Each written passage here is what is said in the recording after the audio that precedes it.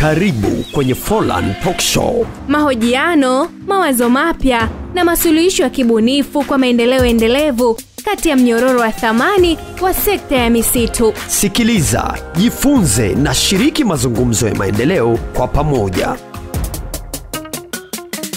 Kipindi hiki kimewezeshwa na Wizara ya Maliasili na Utalii na watu wa Finland. Jina langu naitwa Andrew Ferdinand, natoka mradi wa Folan. Ni mtaalamu wa mipango ya matumizi ya ardhi na mambo ya ramani, lakini na masuala ya moto kwa ujumla.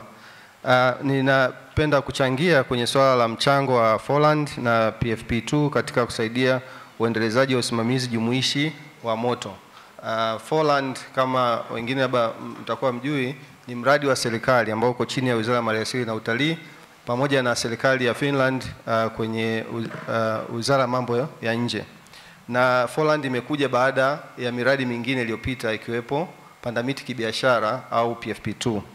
Sasa kwanza nielezee kwa maana ya hii tunayosema usimamizi jumuishi wa moto, au kwa Kiingereza tunaita IFM, Integrated Fire Management, na msukumo wa mradi kwenye IFM.